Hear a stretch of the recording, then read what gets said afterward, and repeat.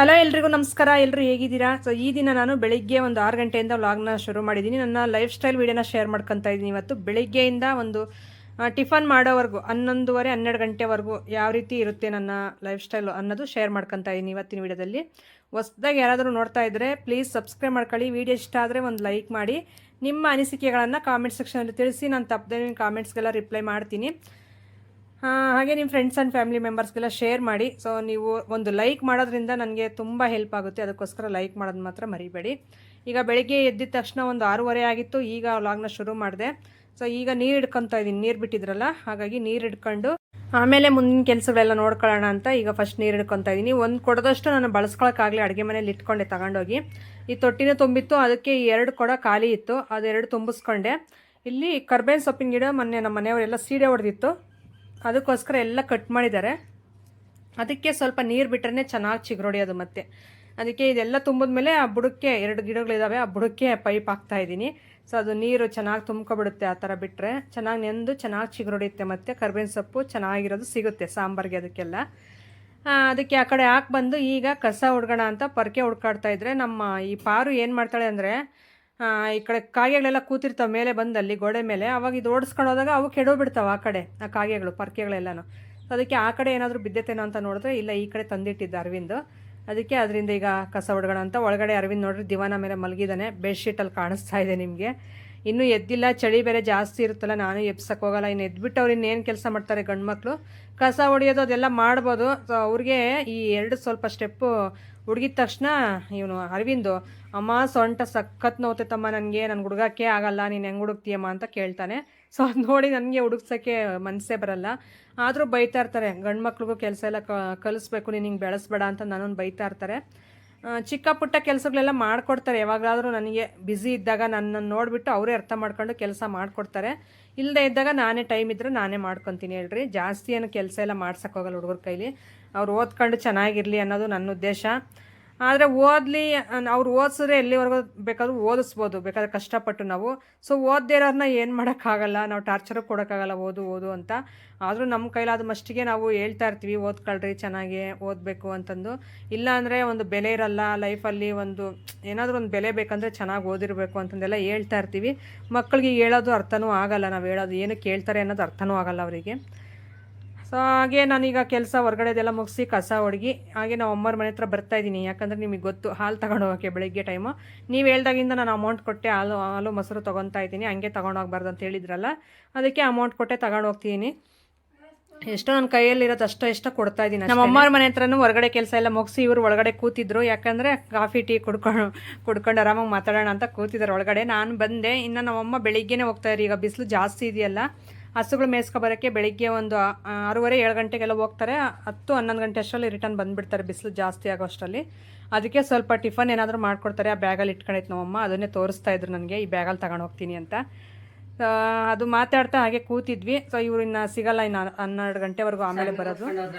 ದುಡ್ಡು ಇಸ್ಕೊಂಡು ಇಟ್ಕೊಂಡಿರೋ ಆ ಮೊಬೈಲ್ ಹೆಸರು ಕೇಳ್ಕೆ ಬರೋಗು ಅದು ಯಾವ್ದು ತರೋಣ ಅಂದ್ರೆ ಅವ್ರನ್ನ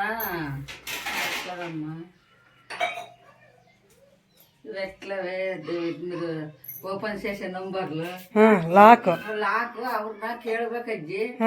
ಅವ್ರನ್ನ ಕೇಳಿದ್ರೆ ಅವ್ರು ಇಟ್ಕೊಡ್ತಾರೆ.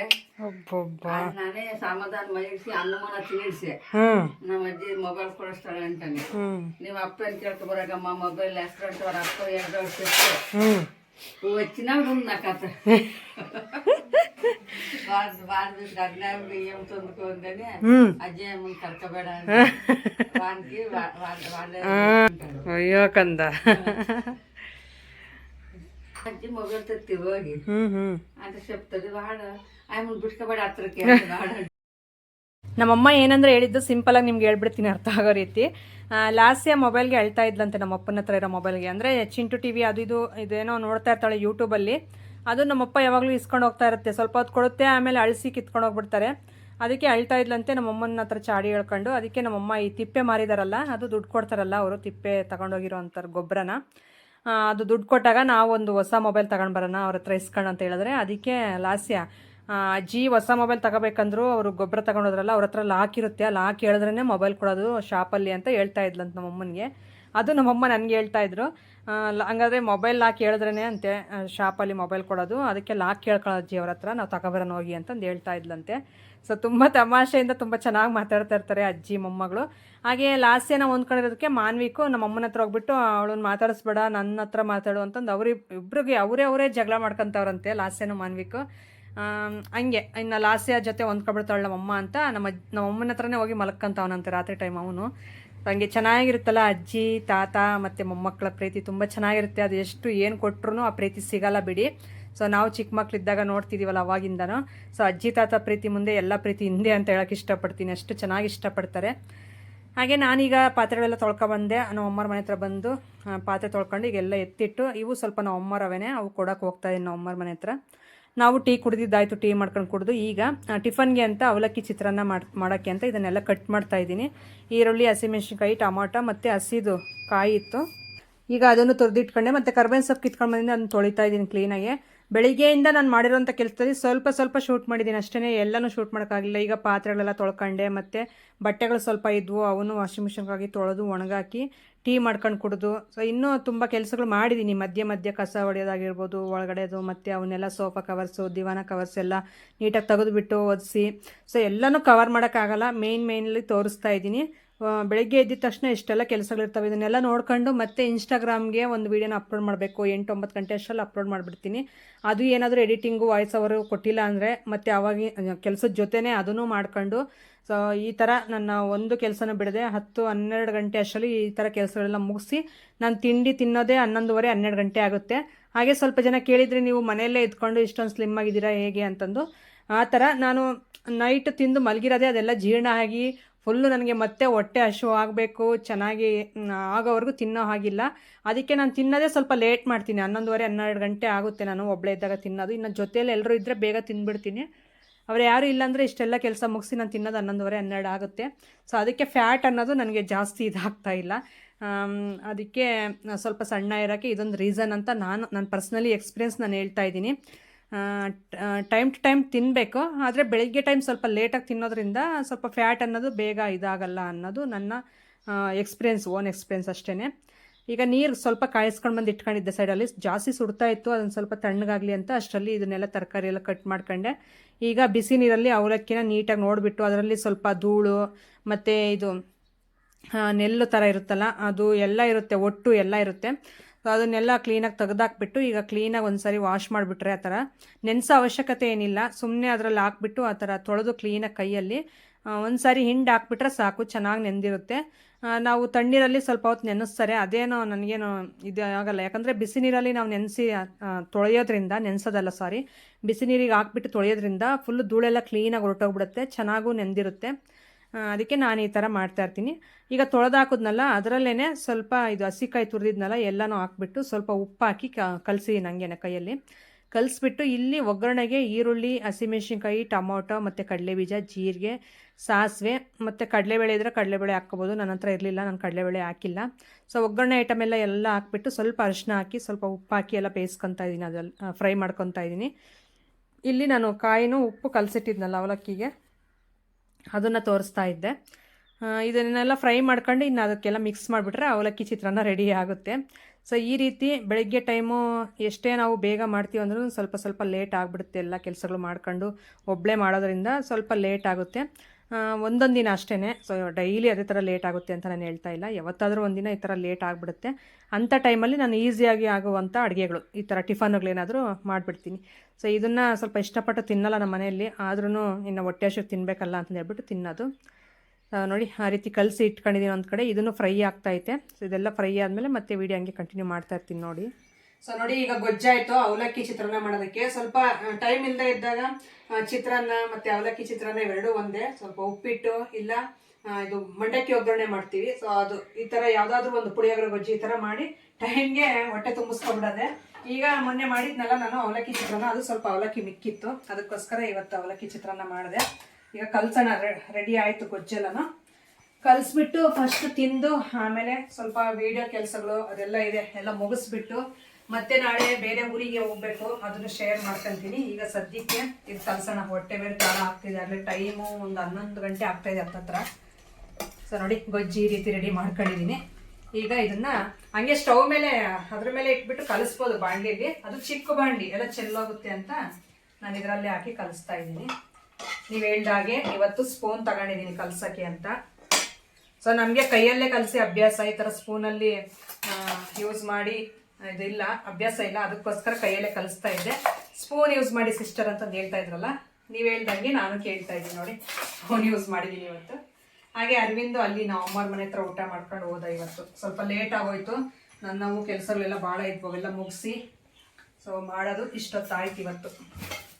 ಇನ್ನು ಅಡುಗೆ ಮಾಡಬೇಕು, ಒಂದು 3 ಗಂಟೆಯಿಂದ ಅಡುಗೆ ಕೆಲಸ ಇಟ್ಕೊತೀನಿ, ಅದನ್ನು ಶೇರ್ ಮಾಡ್ಕೊತೀನಿ. ಆದರೆ ಈಗ ಸದ್ಯಕ್ಕೆ ಇದನ್ನೆಲ್ಲ ಕಲಿಸ್ಬಿಡ್ತೀನಿ ಗೊತ್ತಿಲ್ಲ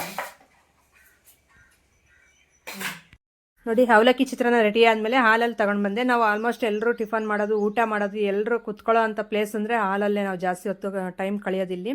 ಅದಕ್ಕೆ ನಾವು ಇಲ್ಲೇ ತಿಂತಾ ಇರ್ತೀವಿ. ಅಲ್ಲಿ ಸ್ವಲ್ಪ ಅಡುಗೆ ಮನೆಯಲ್ಲಿ ಸ್ವಲ್ಪ ಕತ್ಲು ಥರ ಇರುತ್ತೆ, ಇಲ್ಲಾಂದರೆ ಬೆಳಕು ಚೆನ್ನಾಗಿರುತ್ತೆ, ಮತ್ತು ಜನ ಓಡಾಡೋದು ಕಡಿಮೆ ನಮ್ಮ ಏರಿಯಾದಲ್ಲಿ. ಅದಕ್ಕೆ ನಮಗೆ ಯಾರು ಡಿಸ್ಟರ್ಬೆನ್ಸ್ ಇರಲ್ಲ. ಅದು ಬೇರೆ ಸ್ವಲ್ಪ ಜನ ಓಡಾಡ್ತಾ ಇದ್ರೆ ತಿನ್ನೋದು ಒಂಥರ ಹಿಂಸೆ, ಯಾಕಂದರೆ ಅವ್ರೇನು ಬಂದು ತಿಂದ್ಬಿಡ್ತಾರೆ ಅಂತ ಅಲ್ಲ, ಅದೊಂಥರ ಮನಸ್ಸಲ್ಲಿ ಇರುತ್ತಲ್ಲ ಎಲ್ರಿಗೂ. ಹಾಗೆ ಈಗ ನಾನು ನಮ್ಮ ಮನೆಯವರಿಬ್ಬರು ಈಗ ತಿನ್ನೋಣ ಅಂತ ತಟ್ಟೆಗೆ ಹಾಕ್ಕೊಂಡಿದ್ದೀವಿ. ಹಲೋ ಎಲ್ರಿಗೂ. ಸೊ ವಿಡಿಯೋ ನೋಡೋರಲ್ಲ ಇಷ್ಟೊತ್ತು ನನ್ನ ಲೈಫ್ ಸ್ಟೈಲ್ ವಿಡಿಯೋ ಆಗಿರ್ಬೋದು, ಹಳ್ಳಿ ವಿಡಿಯೋಸ್ ತುಂಬ ಚೆನ್ನಾಗಿ ನೋಡಿ ಸಪೋರ್ಟ್ ಮಾಡ್ತೀರಾ. ಸೊ ನಿಮ್ಮ ಪ್ರೀತಿಗೆ ನಾನು ಯಾವತ್ತಿದ್ರು ಚಿರಋಣಿ. ಸೊ ಇದೇ ರೀತಿ ನನಗೆ ಸಪೋರ್ಟ್ ಮಾಡಿ. ಹಾಗೆ ಈ ವಿಡಿಯೋ ಬಗ್ಗೆ ನಿಮ್ಗೆ ಏನು ಅನ್ನಿಸ್ತು ಅಂತ ಕಾಮೆಂಟ್ ಸೆಕ್ಷನಲ್ಲಿ ತಿಳಿಸಿ. ಹಾಗೆ ತುಂಬ ಜನ ಸ್ವಲ್ಪ ಬ್ಯಾಡಾಗೂ ಮಾಡ್ತಾ ಇದ್ದಾರೆ, ಗುಡ್ಡಾಗೂ ಮಾಡ್ತಾವ್ರೆ ಕಾಮೆಂಟ್ಸು. ನಾನು ಬ್ಯಾಡ್ ಕಮೆಂಟ್ಸ್ ಎಲ್ಲ ನೀವು ಹೇಳಿದ ರೀತಿ ನಾನು ಇಗ್ನೋರ್ ಮಾಡ್ತಾ ಇದ್ದೀನಿ. ಆದಷ್ಟು ಸ್ವಲ್ಪ ಎಲ್ಲ ನಾನು ಬ್ಲಾಕ್ ಮಾಡ್ತಾ ಇದ್ದೀನಿ. ಸೊ ಅಷ್ಟಾಗಿ ಅಂದರೆ ಒಂದು 2-3 ಟಾರ್ಗೆಟ್ ಮಾಡಿದ್ದಾರೆ, ಎಲ್ಲರೂ ಮಾಡ್ತಾರೆ ಅಂತ ಹೇಳ್ತಾ ಇಲ್ಲ. ಸೊ 2-3 ಅಂದರೆ ಈಗ ನಾವು ಒಂದು 100 ಜನದಲ್ಲಿ ಅದರಲ್ಲಿ 90 ಜನ ಒಳ್ಳೆಯವರಿದ್ದರೆ, ಇನ್ನು 10 ಜನ ಕೆಟ್ಟವ್ರು ಇದ್ದೇ ಇರಬೇಕಲ್ಲ. ಹಾಗೆ ಸೊ ನನ್ನ ವಿಡಿಯೋ ನೋಡಿ ಕಾಮೆಂಟ್ ಮಾಡೋರು ಒಂದು ಸುಮಾರು ಅಂದರೆ 50-60 ಜನ, 100 ಜನ ಹಿಂಗೆ ಕಾಮೆಂಟ್ ಮಾಡ್ತಾ ಇರ್ತಾರೆ. ಅದರಲ್ಲಿ ಸುಮಾರು ಅಂದರೆ ಒಂದು 2-3 ಜನ ಅಷ್ಟೇ ತುಂಬ ಕಡಿಮೆ ಮಾಡ್ತಿದ್ದಾರೆ. ಆದರೆ ಅದರಲ್ಲಿ ಒಂದು 2-3 ಮಾಡ್ತಾವ್ರೆ. ಸೊ ಅದಕ್ಕೋಸ್ಕರ ಅವನ್ನ ನಾನು ಹೈಡ್ ಮಾಡ್ತಾ ಇದ್ದೀನಿ, ಈ ನಿನ್ನೆಯಿಂದ ಹೈಡ್ ಮಾಡ್ತಾ ಇದ್ದೀನಿ. ಸೊ ಆ ರೀತಿ ಮಾಡಿದ್ರೆ ತಲೆನೋವು ಇರಲ್ಲ, ಮತ್ತೆ ನಾವು ಅದ್ರ ಬಗ್ಗೆ ಮಾತಾಡೋದು ಕೂತ್ಕೊಂಡು, ಅದು ಒಂಥರ ಬೋರ್ ಹೊಡ್ದಂಗೆ ಆಗುತ್ತೆ ವಿಡಿಯೋ ನೋಡೋರ್ಗು.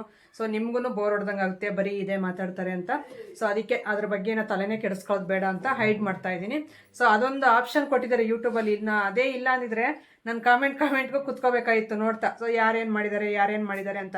ಸೊ ಎಷ್ಟು ಇಗ್ನೋರ್ ಮಾಡ್ತೀವಿ ಅಂದ್ರೆ, ಈಗ ನಾವು ಒಬ್ಬರೇ ನೋಡಲ್ವಲ್ಲ ವಿಡಿಯೋ. ಸೊ ನನ್ನ ತಮ್ಮ ಅಲ್ಲಿ ದಾರಿಲಿ ನಿಂತ್ಕೊಂಡು ನಾನೇನು ಮಾತಾಡ್ತೀನಿ ಅಂತ ನೋಡ್ತಾವನೆ. ಕೋತಿ ಕೆರ್ದಂಗೆ ಕೆರಿತಿದ್ದೀನಂತೆ ತಲೆ. ಏನಿಲ್ಲ, ಇದು ಚಳಿಗಾಲ ಬಂದೈತೆ, ಡ್ಯಾಂಡ್ರಫ್ ಜಾಸ್ತಿ ಆಗ್ಬಿಟ್ಟೈತೆ ತಲೆಯಲ್ಲಿ, ಅದಕ್ಕೆ ಸ್ವಲ್ಪ ನವೆ ಆದಂಗಾಗುತ್ತೆ. ಅದಕ್ಕೆ ನಾನು ಒಬ್ಬಳೇ ನೋಡಲ್ಲ, ತುಂಬ ಜನ ನಮ್ಮ ರಿಲೇಟಿವ್ಸ್ ಆಗಿರ್ಬೋದು, ಮೇಯ್ನು ನನಗೆ ರಿಲೇಟಿವ್ಸ್ ಅವರು ಇವರು ಪರಿಚಯ ನೋಡ್ತಾರೆ ಅನ್ನೋದಿಲ್ಲ ನನ್ನ ಮನಸ್ಸಲ್ಲಿ. ನನಗಿರೋದೇ ನನ್ನ ಮಕ್ಕಳು, ನಮ್ಮ ಮನೆಯವ್ರು ನೋಡಿದ್ರು ನಾನು ಹೆಂಗೋ ಅಡ್ಜಸ್ಟ್ ಮಾಡ್ಕೊತೀನಿ. ನನ್ನ ಮಕ್ಕಳು ನೋಡಿದ್ರೆ ನಂಗೆ ಸಹಿಸ್ಕೊಳಕ್ಕಾಗಲ್ಲ. ಯಾರೇ ಆಗಿರ್ಬೋದು, ಈಗ ಅಪ್ಪ ಅಮ್ಮನಾಗಿರ್ಬೋದು, ಇಲ್ಲ ಮಕ್ಕಳನ್ನ ಯಾರಾದರೂ ಬೈದರೆ ನಾವಾಗಿರ್ಬೋದು, ಎಷ್ಟು ನೋವು ಅನಿಸುತ್ತೆ ಮನಸ್ಸಿಗೆ. ಅದರಲ್ಲಿ ನಾನು ದೊಡ್ಡ ಮಗ ಇದ್ದಾನಲ್ಲ, ತುಂಬ ನೋವು ಪಡ್ತಾನೆ. ಚಿಕ್ಕವನು ಅಷ್ಟೇ, ಏನಂದರೆ ಅವ್ನಿಗಿನ್ನೂ ಅಷ್ಟಾಗಿ ತಿಳುವಳಿಕೆ ಇಲ್ಲ. ಚಿಕ್ಕವನು, ಅವ್ನ ಮೈಂಡ್ ಇನ್ನೂ ಚಿಕ್ಕ ಮೈಂಡ್. ದೊಡ್ಡವನು ಹಂಗಲ್ಲ, ಏನು ದೊಡ್ಡ ಒಂದು 20-30 ವರ್ಷದವರು ಯೋಚನೆ ಮಾಡ್ತಾರಲ್ಲ, ಸೇಮ್ ಆ ಥರ ಮೈಂಡ್ ಸೆಟ್ ಅವನು. ಬಾಧೆ ಪಡ್ತಾರೆ ಅದಕ್ಕೋಸ್ಕರ. ನೋಡಮ್ಮ ಹೆಂಗೆಲ್ಲ ಬೈತಾರೆ, ನೀನು ಹಿಂಗೆ ಮಾಡಬೇಡ ಬಿಡಮ್ಮ ಅಂತಂದು ಹೇಳ್ಬಿಟ್ಟು ತುಂಬ ದಿನ ಅಂದಿದ್ದಾರೆ. ಆದ್ರೂ ಪರವಾಗಿಲ್ಲ, ನಾವು ಯಾವುದೇ ಒಂದು ಕೆಲಸಕ್ಕೆ ಹೋದ್ರೂ ಅಲ್ಲಿ ಬೈಸ್ಕೊಳ್ಳೋದು ಸಹಜ ಇದ್ದೇ ಇರುತ್ತೆ. ಸೊ ಇದು ಅಷ್ಟೇ, ಇದು ನಾನು ದುಡಿಯೋಂಥ ಫೀಲ್ಡಲ್ಲಿ ಇದರಲ್ಲಿ ಸ್ವಲ್ಪ ಮಾತುಗಳು ಅನ್ನೋದು ಬಂದೇ ಬರುತ್ತೆ. ಪರವಾಗಿಲ್ಲ, ಅದನ್ನೆಲ್ಲ ತಗೊಂಡು ನಾವು ಮುಂದೆ ಹೋಗಬೇಕು. ಸೊ ಎಲ್ಲೇ ಹೋದ್ರೂ ಬೈಯೋರು ಅನ್ನೋರು ಇದ್ದೇ ಇರ್ತಾರೆ. ಸೊ ಎಲ್ಲಿ ತಾನೇ ಈಗ ಒಂದು ನಾವು ಕೂಲಿ ಕೆಲ್ಸಕ್ಕೆ ಹೋಗ್ಲಿ, ಅಲ್ಲಿ ಕರೆದಿರ್ತಾರಲ್ಲ ಕೂಲಿ ಮಾಡಿಸೋದಕ್ಕೆ ನಮಗೆ ಕೆಲಸ, ಅವರು ಬೈತಾರೆ. ಸೊ ನಾವೊಂದು ಕಂಪ್ನಿಗೆ ಹೋದರೆ ಅಲ್ಲಿ ಸೂಪರ್ವೈಸರ್ಸ್ ಅಂತೆ, ಅವ್ರ ಮೇಲಿರೋರು ಬಂದು ಬೈತಾರೆ. ಸೊ ಅದಕ್ಕೆ ಎಲ್ಲೇ ಹೋದ್ರೂ ಬೈಯೋದು ಅನ್ನೋದು ಸಹಜ. ಅದರಲ್ಲಿ ನಾವೇನಕ್ಕೆ ಬಾಧೆ ಪಡಬೇಕು ಅಂದರೆ ಇದರಲ್ಲಿ ಸ್ವಲ್ಪ ಕೆಟ್ಟದಾಗಿ ಬರುತ್ತೆ ಅಷ್ಟೇ. ಅದಕ್ಕೆ ನೋಡ್ತಾರೆ ನನ್ನ ಮಕ್ಕಳು ಅನ್ನೋ ಇದಕ್ಕೆ ಯಾವಾಗಲೂ ಚೆಕ್ ಮಾಡ್ತೀನಿ ಕಾಮೆಂಟ್ಸ್ ಅಷ್ಟೇ. ಅದಕ್ಕೆ ಈಗ ಬಂದಿದ ತಕ್ಷಣ ಹೈಡ್ ಮಾಡಿಬಿಟ್ರೆ ಮತ್ತೆ ಅವ್ರು ಮಾಡೋಕ್ಕಾಗಲ್ಲ ಕಾಮೆಂಟು. ಸೊ ಇದೊಂದು ಆಪ್ಷನ್ ಕೊಟ್ಟಿದ್ದಾರಲ್ಲ, ತುಂಬ ಖುಷಿ ಆಯಿತು ನನಗೆ ಯೂಟ್ಯೂಬ್ ಕಡೆಯಿಂದ. ಅದಕ್ಕೆ ಅದನ್ನು ಹೈಡ್ ಮಾಡಾಕ್ತೆ. ಹಾಗೆ ನೀವು ಹೊಸದಾಗಿ ಯಾರಾದರೂ ನೋಡ್ತಾ ಇದ್ರೆ ಸಬ್ಸ್ಕ್ರೈಬ್ ಮಾಡ್ಕೊಳ್ಳಿ. ಏನಿಲ್ಲ, ಸೊ ನಿಮ್ಗೆ ಏನಾದರೂ ವೀಡಿಯೋದಲ್ಲಿ ರಾಂಗಾಗಿ ಅನ್ಸಿದ್ರೆ, ಏನಾದರೂ ತಪ್ಪು ನಾನು ಮಾತಾಡಿದರೆ ಒಳ್ಳೆ ರೀತಿಲೇ ಹೇಳಿ, ನಾನು ತಿದ್ಕೊತೀನಿ. ಸೊ ಯಾರೇನು ಹುಟ್ಟತಾನೆ ಎಲ್ಲ ಕಲಿತು ಬಂದಿರಲ್ಲ, ಎಲ್ಲರೂ ಎಷ್ಟೇ ದೊಡ್ಡ ವ್ಯಕ್ತಿಗಳಾಗಿರಲಿ ಅದರಲ್ಲಿ ತಪ್ಪು ಮಾಡೋದು ಸಹಜ. ಮಿಸ್ ಆಗಿ ತಪ್ಪು ಮಾಡ್ತಾರೆ ಯಾರೇ ಆಗಿರ್ಬೋದು. ಹಾಗೆ ನಾನು ಮಾಡ್ತೀನಿ ವೀಡಿಯೋಸಲ್ಲಿ, ಅಂಥ ಟೈಮಲ್ಲಿ ನನಗೆ ಹೇಳಿ ನಾನು ತಿದ್ಕೊತೀನಿ ಮತ್ತು ತಿಳ್ಕೊತೀನಿ. ನಾನೇನು ಬ್ಯಾಡಾಗಿ ರಿಯಾಕ್ಟ್ ಆಗಲ್ಲ ನಿಮ್ಮ ಹತ್ರ. ಸೊ ನಾನು ಯಾರನ್ನೂ ಆ ಥರ ತಿಳಿದು ಮನಸ್ಸನ್ನು ನೋಯ್ಸಕ್ಕೆ ಹೋಗಲ್ಲ. ಸೊ ಅದು ನನಗೆ ದೇವ್ರು ಕೊಟ್ಟಿರುವಂಥ ವರ ಅಂತಂದು ಹೇಳ್ತೀನಿ. ಯಾಕಂದರೆ ನನಗೆ ಟಾರ್ಚರ್ ಕೊಟ್ಟಿರೋರಾಗಿರ್ಬೋದು, ನನಗೆ ಅನ್ಯಾಯ ಮಾಡಿರೋ ಅಂಥವ್ರು ಎದುರುಗಡೆ ಬಂದರೂ ನಾನೇನು ಬೇಗ ಮುಖದ ಮೇಲೆ ಮಾತಾಡಲ್ಲ. ಸೊ ಸೊ ಅದು ಅವ್ರವ್ರಿಗೆ ಅನ್ವಯಿಸುತ್ತೆ ಮತ್ತು ಅವರೇ ಅನುಭವಿಸ್ತಾರೆ ಅಂತ ಸುಮ್ಮನೆ ಆಗ್ಬಿಡ್ತೀನಿ. ಅದಕ್ಕೋಸ್ಕರ ಇನ್ನು ನನ್ನ ಇಷ್ಟಪಟ್ಟು ನೀವು ವೀಡಿಯೋಸ್ ನೋಡೋರು, ಸೊ ನಿಮ್ಗಂತೂ ನಾನು ಬೈಯೋದೇ ಇಲ್ಲ ಬಿಡಿ ಏನೋ. ಸೊ ಆ ರೀತಿ ನನ್ನನ್ನು ಬೈಯೋಕ್ಕೆ ಹೋಗಬೇಡಿ, ಇದು ರಿಕ್ವೆಸ್ಟ್ ನಂದು. ಸೊ ಬೈಯೋಕ್ಕೆ ಹೋಗಬೇಡಿ, ಒಳ್ಳೆ ಮಾತಲ್ಲೇ ಹೇಳಿ, ನಾನು ತಿದ್ಕೊತೀನಿ ಏನಾದ್ರು ತಪ್ಪಿದ್ರೆ ವೀಡಿಯೋದಲ್ಲಿ. ಸೊ ಅಷ್ಟೇ. ಈ ವಿಡಿಯೋ ಮುಖಾಂತರ ಇದನ್ನ ಹೇಳೋಕ್ಕೆ ಇಷ್ಟಪಡ್ತಾ ಇದ್ದೀನಿ. ವಿಡಿಯೋ ಇಷ್ಟ ಆದರೆ ಗೊತ್ತಲ್ಲ ಏನು ಮಾಡಬೇಕಂತ, ಲೈಕ್ ಮಾಡಿ ಒಂದು ಪ್ಲೀಸ್. ಲೈಕ್ ಮಾಡೋದ್ರಿಂದ ನನಗೆ ಇನ್ನೂ ಸ್ವಲ್ಪ ಯೂಟ್ಯೂಬ್ ಕಡೆಯವರು ಸಜೆಸ್ಟ್ ಮಾಡ್ತಾರೆ ನನ್ನ ವೀಡಿಯೋಸ್ನ ಬೇರೆಯವರು ನೋಡೋ ಥರ. ಅದಕ್ಕೋಸ್ಕರ ಲೈಕ್ ಮಾಡಿ. ಹೊಸಬ್ರು ಯಾರಾದರೂ ನೋಡ್ತಾ ಇದ್ದರೆ ಸಬ್ಸ್ಕ್ರೈಬ್ ಮಾಡ್ಕೊಳ್ಳಿ. ಈಗ ಲಾಸ್ಯನು ಮತ್ತು ಅವ್ರ ಮಾವ ಹೊರಗಡೆ ಆಟಾಡ್ತಾವ್ರೆ. ಸೊ ಇಲ್ಲಿಂದ ವ್ಲಾಗ್ನ ಆದರೆ ಕಂಟಿನ್ಯೂ ಮಾಡ್ತೀನಿ. ಸೊ ಇಲ್ಲಾಂದರೆ ಇಲ್ಲಿಗೆ ಎಂಡ್ ಮಾಡ್ತಾ ಇದ್ದೀನಿ. ಅಂದರೆ ನೆಕ್ಸ್ಟ್ ವೀಡಿಯೋದಲ್ಲಿ ಕಂಟಿನ್ಯೂ ಮಾಡ್ತೀನಿ, ಈ ವಿಡಿಯೋದಲ್ಲ.